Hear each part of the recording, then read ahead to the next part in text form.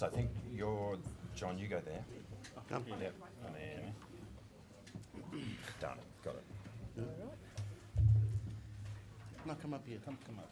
It's okay, come up. Great. We're all good? Well, welcome everyone today to the 31st Australia PNG Ministerial Forum, and it is an absolute pleasure on behalf of Pat, Penny and I to be able to welcome to Canberra this morning the Deputy Prime Minister of Papua New Guinea, John Rosso, the Foreign Minister, Justin Tkachenko, and the Defence Minister, Billy Joseph. Today is a very significant meeting because it comes 2 weeks to the day after our two countries signed an alliance. Today will be the first ministerial forum of new allied partners. And with that in mind, the focus of today's ministerial forum is very much around operationalising the alliance which we have just formed.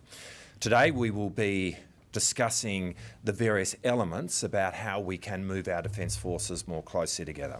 We will be establishing a task force around the recruitment of Papua New Guinean citizens directly into the Australian Defence Force. That task force will have its first meeting this year, and part of that will see PNG permanent residents in Australia, so who have Australian permanent residency, be able to join the Australian Defence Force from the 1st of January next year.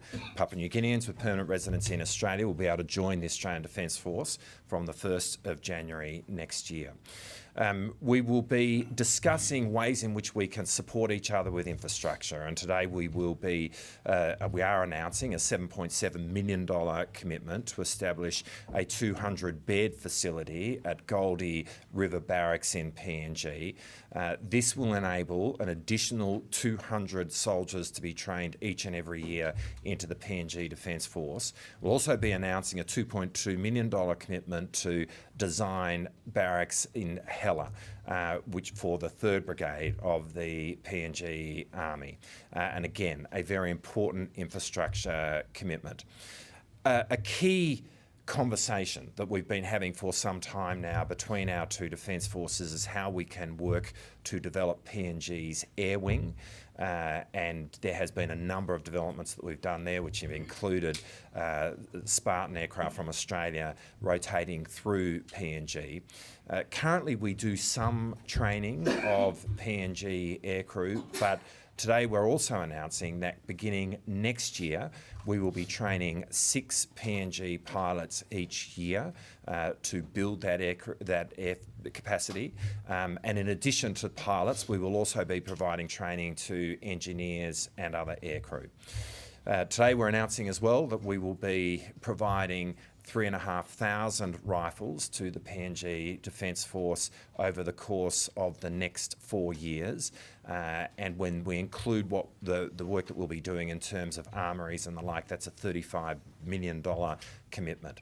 So all of these are important steps forward in terms of operationalising the alliance that we have. And to be clear, this builds on a deeply integrated defence relationship that we've built up over the 50 years since PNG became independent.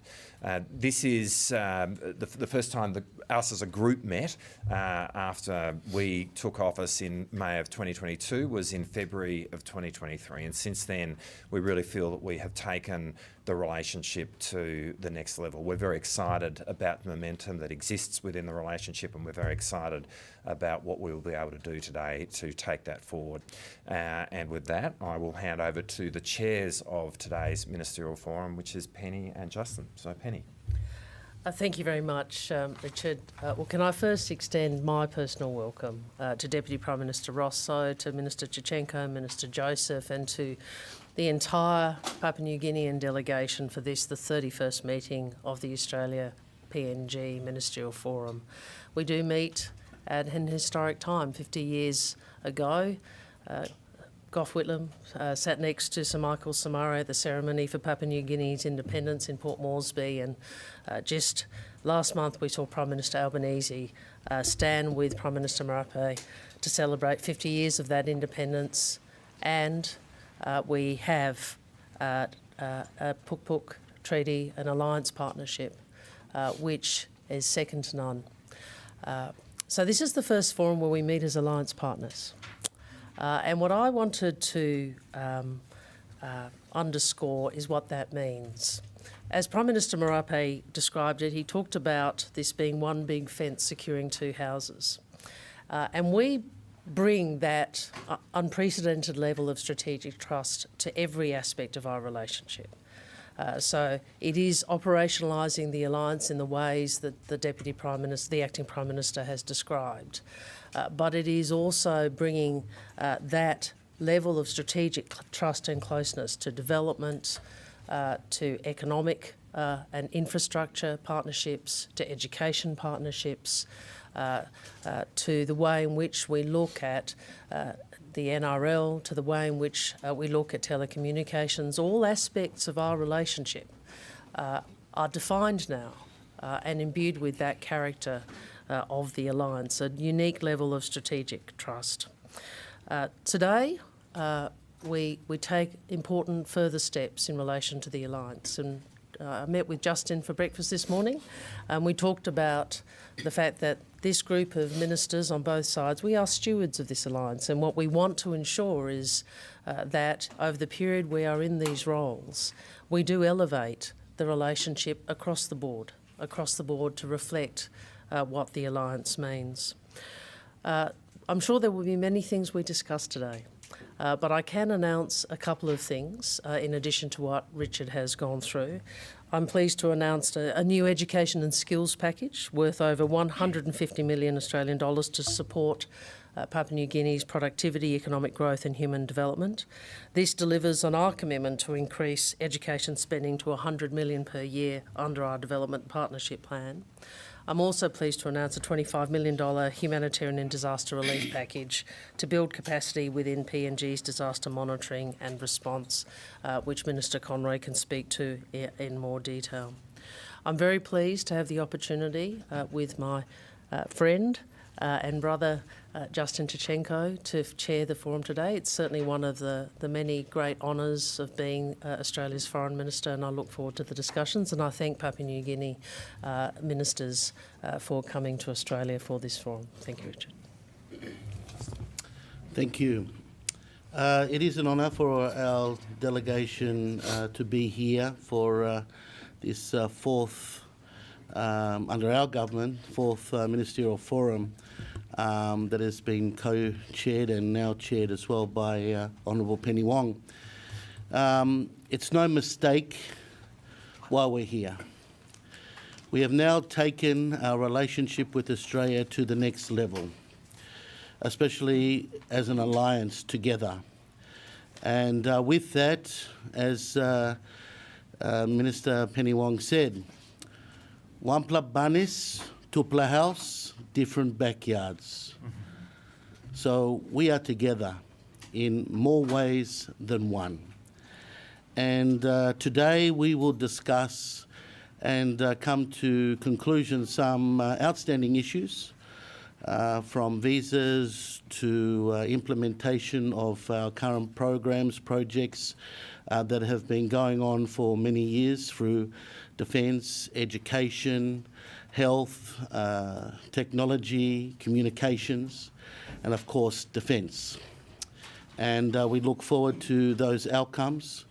We are there in partnership. We're working together as one for the benefit of both countries now and into the future. So the Ministerial Forum will put a lot of emphasis on implementation, getting the job done, making things happen, and implementing what we set out to achieve. Thank you. Thank you, Mr. Tkachenko. And to pick up where the Foreign Minister left off, our peace and stability is entwined. Only 4 kilometres separates the two nations. You could swim there if you weren't worried about crocodiles, which you should be. Delivering on the spirit of the treaty is something that both sides are committed to. So as Foreign Minister Wong talked about the $25 million investment in the humanitarian disaster relief packages, that includes additional new humanitarian warehouses for PNG to deal with natural disasters. It involves a new twinning partnership between Australia's National Emergency Management Agency and the PNG National Disaster Centre to enhance capacity building.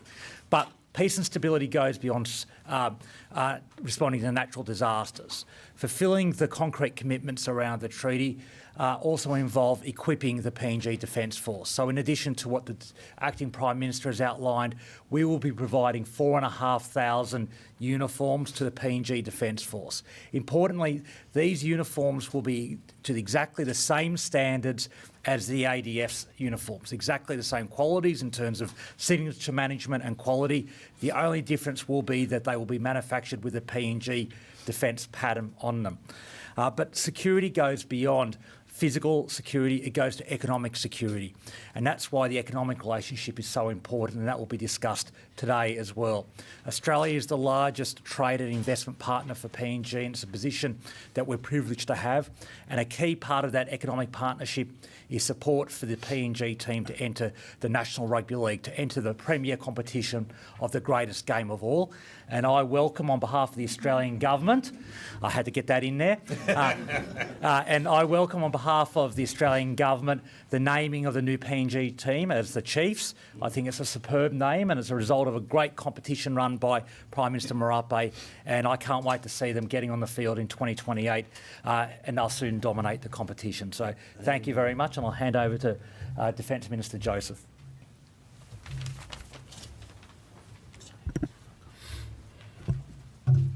Right. Thank you.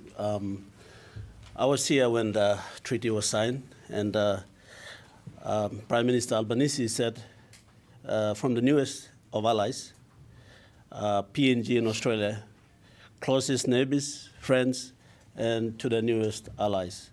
I would like to take this time to really appreciate the two teams from both PNGDF and PNG in Australia who have worked very hard. In less than 12 months, the negotiation for the PNG-Australia Mutual Defence Treaty. Both parliaments, there's a process that's going through to have it ratified, but the relationship that we have built over time, from the time of the days when we had a war in 1942 up to now, PNG and Australia have grown from strength to strength. The relationship has been really good, and from the PNG side, I've been very happy with the leadership, and we look forward to the implementation of the defence treaty. Thank you. Good morning, everyone.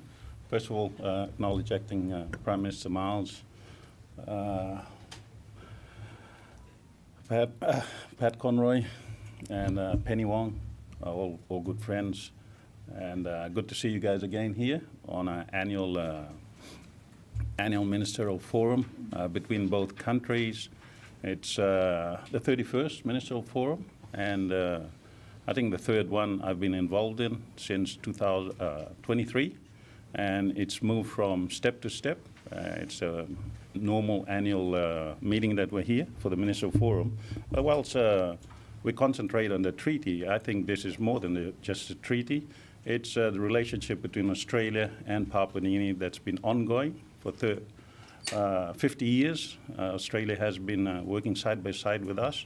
Not only the treaty, we're also looking at Australian assistance that helped us with our infrastructure, our internal security, and a range and a host of other things. So whilst we look at the treaty, I think it's just a relationship that's been strengthened, and the treaty was inevitable, and it just becomes another part of the relationship that is between both countries. We both sit as neighbors, we sit conjoined together. We also have a strong relationship from the past, and the treaty is another step in that relationship, strengthening it between both countries.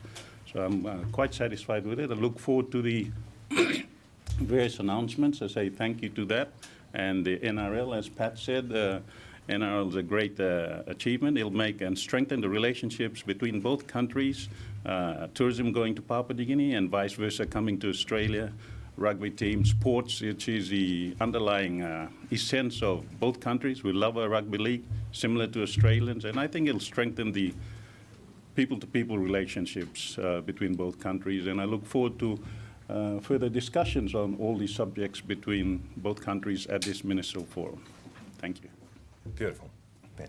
Thank you, DPM. If I could ask both DPMs, annually Australia has been loaning Papua New Guinea something like 1.5 billion kina as budget support that's gone on for the past 5 years, I believe. Are we looking at a sixth loan this year for your budget, and is that sort of becoming now sort of institutionalised in terms of the relationship as a regular thing? And if I could ask Dr. Joseph, guns, uniforms, planes potentially for the PNG Defence Force. Could you tell us what sort of aircraft you'd like? And you've had some issues paying for your catering recently for your troops. Is that another of the costs that you'd like Australia to contribute to? Thank you. Well, perhaps to start with on budget support. I mean, actually, in the history of our two countries since independence, there's been various points along the way where there has been budget support provided by the Australian government to PNG, as you're aware. I mean, we will talk about this in the context of the ministerial forum that we have later this afternoon. We're not making an announcement now in respect of that, but we want to be the best partner that we can be to PNG, and however that is most practically done is how we will do it, and we will talk about all of the ways in which that can be done, including this in this afternoon's meeting. Thank you. As allies, PNG want to be an important partner to Australia, and building defence capability is something that we really wanted, and that's in Article 5 of the Defence Treaty. And so whatever shape or form it may be, as long as it builds defence capability, including air capability, like you said, we would appreciate and will work together with our Australian counterparts, especially DPM Marles, to work on that. And our two teams, defence teams, have been working very closely on what would be the choice or the capability in details, whether that be in aviation or in the naval, as well as in the army, so including the guns that you mentioned. We will work on that as we go through. Costs like the catering? With the catering, I think that has been part of our defence budgets. We've managed that from time to time, and that's not something that we would be expecting Australia or somebody else to pay for us. It's part of our budget, and we do that every year. If I may. If I may add on, with the air capability and stuff on that, you should look further at that. It's more to do with training, enhancing capability and training. And the good thing that happens is that previously, after 1975, we had a capable air squadron, and now we're looking at the relationship, building up the air squadron again. It's to enhance rural capacity delivery, agriculture, produce, that sort of infrastructure building, and training pilots that further on, they move on to our national airline, and it helps enhance our national airline by providing good training for pilots. So that is the basis of some of these things, that the development aspects will look forward to engineers, pilots, and that sort of thing, being trained through the military, and later on moving towards our national airlines and enhancing the civilian capacity of our national airline. Thanks, Deputy Prime Minister. Can I ask the Deputy Prime Minister and the Minister Joseph as well? Obviously, both Defence Forces have stated that they wish to grow quite substantially. Prime Minister Marape has said that up to 10,000 PNG citizens could be able to join the ADF over time. Can I ask, how are both Defence Forces going to grow, and how does Australia ensure, as part of this arrangement, that it simply doesn't poach the qualified people that PNGDF needs in order to grow? How can both forces grow simultaneously? And while I've got the call, if I could ask DPM Rosso, you were in China recently, I believe, sir. I gather the Pukuk Treaty was one of the things that was discussed. China's embassy before the signing was quite critical of the treaty, or at the least raised questions and reservations. Did the Chinese side raise any reservations with you during your visit? and have they expressed any concerns to you? Thank you. Well, perhaps to start with the issue of recruitment, we see recruitment of Papua New Guineans into the Australian Defence Force as a real opportunity actually for the ADF, and I know that this is a matter that I've discussed with both John and with Billy, and from the PNG side there seems to be a sense that there's a real opportunity here in terms of providing opportunities for the younger generation in PNG. But you ask a really good question, and as we started talking about it, you know, making sure that this is a program that works for both PNG and Australia, and in terms of PNG's capability, military capability as well, is really critical. As we have discussed this, at the heart of the answer to that is training. You know, this will work if we are investing in the training of people before they enter the Defence Forces, and obviously all the training that comes once you do enter the Defence Forces. So central to our thinking about how we make this work is actually investing in training capabilities in PNG, because we're talking about recruiting directly from PNG, to enable people to be in a place of readiness to join the Australian Defence Force, and that sort of training also provides opportunities to ready people to join the PNG Defence Force. And that is and how we execute that, and we've obviously got quite a few ideas about how to execute that, that is very much the subject of the work of the task force that we've announcing the establishment of today. And as I say, they will have their first meeting this year. You know, we share the ambitions that Prime Minister Marape has articulated. I mean, it'll take time to get there, but we actually do think that in time and at scale, that's what this program can do for the ADF. But at the heart of the answer to your question, which is a really good one, is making sure that we build that pre-enrolment training capability in PNG.